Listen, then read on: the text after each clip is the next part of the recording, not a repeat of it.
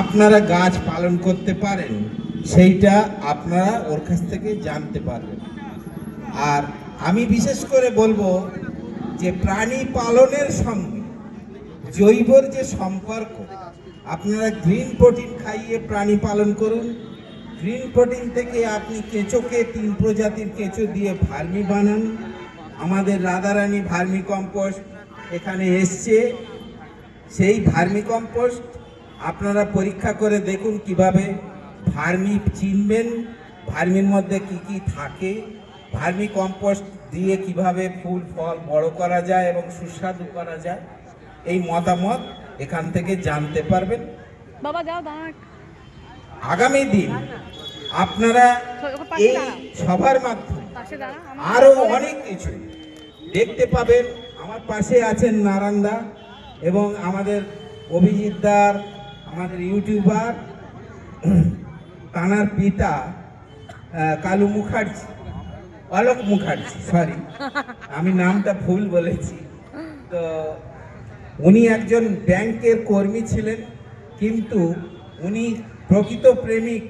এই গাছের প্রতি তার যে আগ্রহ এবং একাগ্রতা, সেইটা এই বয়সেও তিনি আমাদের সামনে দেখাচ্ছেন যে কিভাবে গাছকে ভালোবাসুন, কিভাবে সমাজকে তৈরি করুন, কিভাবে সমাজের উন্নয়ন করা যায়, কিভাবে বিষমুক্ত সমাজ তৈরি করা যায়। আমি এই সংক্ষেপ ছোট করে বলছি, সংক্ষিপ্ত কথা, আমার বলা খুব একটা অভ্যাস নেই, তবুও বলি জৈব সার দিয়ে আপনারা ফল ফুল ফলাদি চাষ করুন, সবজি করুন, এবং কলা গাছ দিয়ে পটাশ পান, কলা গাছ কচুরি পানা, আপনার অ্যাজোলা দিয়ে নাইট্রোজেন সংগ্রহ করুন। ও আরও অনেক কিছুই ব্যবস্থা আছে যেগুলো গাছকে সুস্থ সমাজ যেমন করা যায় তেমন গাছকেও সুস্থ রাখা যায়। এই বলে আমার সংক্ষিপ্ত বক্তব্য শেষ করছি।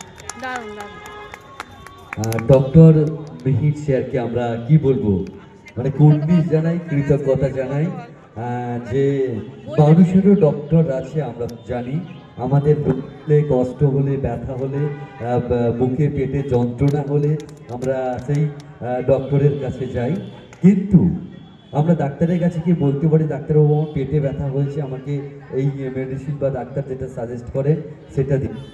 মনে ব্যথা হলে তাহলে মানে মনের যিনি কনসার্ন রয়েছেন তার কাছে আমরা যাই।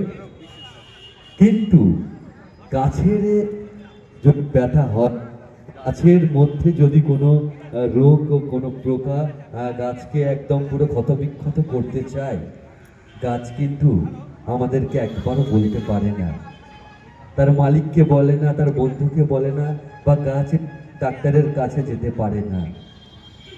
কারণ আমরা সবাই জানি, সেই জন্যই এই যে মানে মানুষটি রয়েছে বিনিশুতি মালার মতো, মানে গাছের পরিচর্যার যে মানে আনুষঙ্গিক যে বিষয়গুলো থাকে সেই নিয়ে ডাক্তারি পাস করেছেন।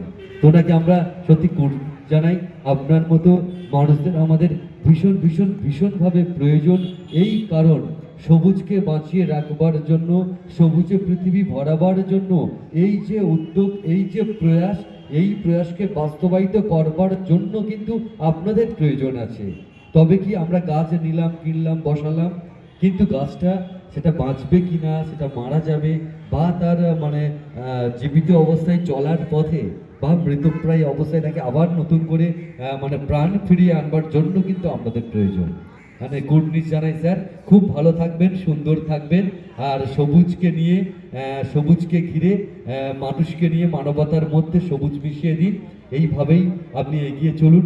আপনার যে বাসস্থান, আপনার যে এলাকা, যেমনভাবে আপনি বললেন যে আপনার যে শিক্ষা, যে নলেজ, গাছ নিয়ে আপনি যে পড়াশোনা করেছেন, সেই পুঁথিগত বিদ্যাটা শুধু বইয়ের মধ্যেই আপনি সীমিত রাখেননি, সেটাকে আপনি একদম সূর্যের আলোর মতো আপনার বিস্তৃত যে পরিসর রয়েছেন তার মধ্যে ছড়িয়ে দিয়েছেন। এই